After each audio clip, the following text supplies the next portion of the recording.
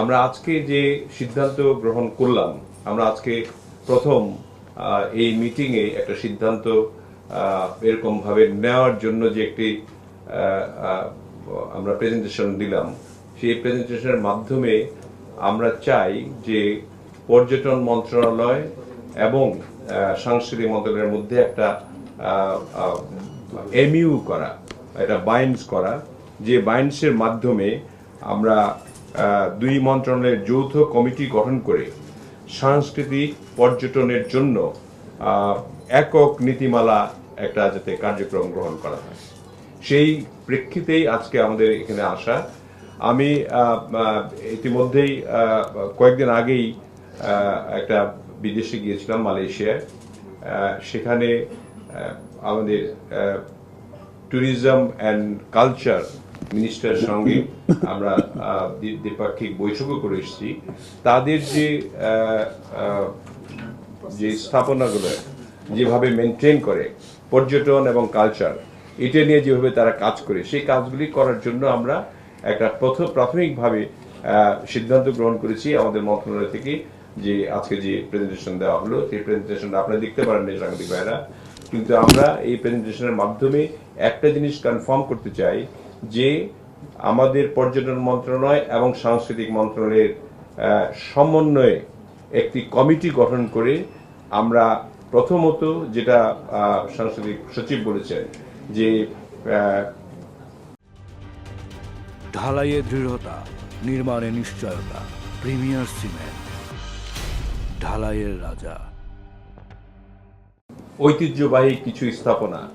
প্রত্নতাত্ত্বিক স্থাপনা দেখার জন্য যে পর্যটনরা যায়, সেখানে প্রত্নতাত্ত্বিক স্থাপনাও আছে, আবার আমাদের পর্যটকরা যাচ্ছে দেখার জন্য। দুই মন্ত্রণালয় অঙ্গাঙ্গিভাবে জড়িত, মকা এবং মকে, আমরা যদি শর্ট ভার্সনে বলি, এই দুটো এমইউ করে আমরা এই কাজগুলি শুরু করতে চাই। যেহেতু আমাদের মাননীয় প্রধানমন্ত্রী জনাব তারেক রহমান, তিনি এই বিষয়ে অত্যন্ত আগ্রহী যে আমাদের এই সংস্কৃতি ধরে রাখার জন্য এবং পর্যটন খাতকে উন্নত করার জন্য, এবং আমাদের বর্তমানে পর্যটন খাতে আমরা 2 থেকে 3% জিডিপি অর্জন করতে পারি। সেটা আমাদের দুই মন্ত্রণালয়ের সম্পৃক্ততায় আমার কাছে মনে হয় তার যে আশা 7 থেকে 8% আমাদের জিডিপি উন্নীত করা, এই কারণেই আমাদের এই প্রাথমিক পর্যায়ে আমাদের এই আজকের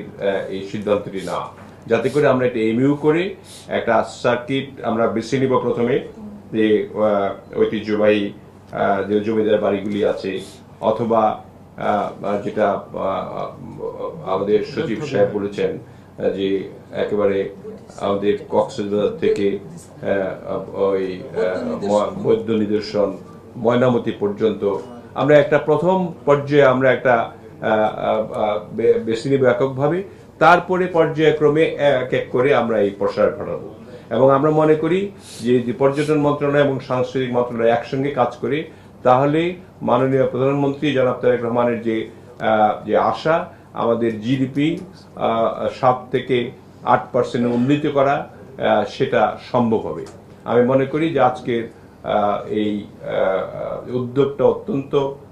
সুফল বয়ে আনবে, অত্যন্ত ভালো হয়েছে এবং সুফল বয়ে আনবে, এবং আমরা সকলে একত্রে কাজ করব, এটার আশা রেখে আজকের আমাদের এমইউ সাইনিং এর জন্য আমি অনুরোধ করব মাননীয় মন্ত্রী, সাংস্কৃতিক মন্ত্রণালয় এবং প্রতিমন্ত্রী মহোদয়কে। সঙ্গে আমাদের অত্যন্ত